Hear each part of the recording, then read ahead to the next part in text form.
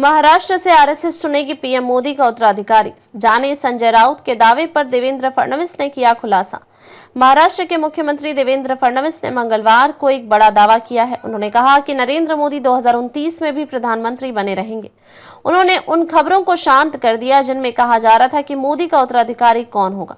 मुंबई में India global forum में बोलते हुए फडणवीस ने कहा, मैंने कहा है कि प्रधानमंत्री नरेंद्र मोदी के उत्तराधिकारी के बारे में सोचने का यही सही समय नहीं है, क्योंकि 2029 में मोदी फिर से प्रधानमंत्री होंगे।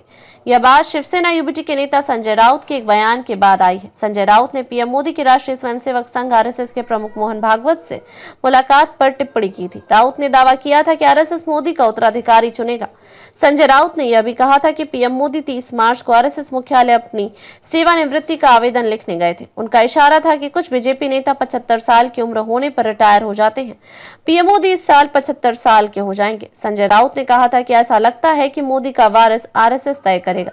यही वजह है कि मोदी को आरएसएस मुख्यालय बुलाया गया और चर्चा हुई। संघ की चर्चाएं बंद दरवाजों के पीछे होती हैं। संकेत बहुत स्पष्ट हैं। संघ अगले नेता का फैसला करेगा और वह नेता महाराष्ट्र से हो सकता है। मुंबई में फडणवीस ने राउत के इस बयान पर जवाब दिया था। उन्होंने कहा, हमारी संस्कृति में जब पिता जीवित हैं तो उत्तराधिकारी के बारे में बात करना अनुचित है। वह मुगल संस्कृति है। इस पर चर्चा करने का समय नहीं आया है। प्रधानमंत्री, आरएसएस प्रमुख मोहन भागवत, केंद्रीय मंत्री नितिन गडकरी और महाराष्ट्र के सीएम देवेंद्र फडणवीस के साथ संघ मुख्यालय गए थे।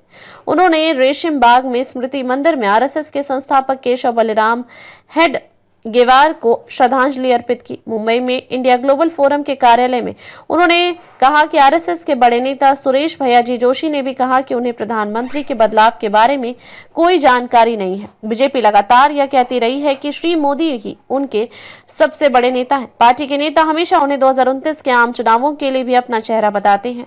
बीजेपी का मानना है कि मोदी जी ही 2029 में भी चुनाव जितवाएंगे, इसलिए वे उन्हें ही आगे रख रहे हैं।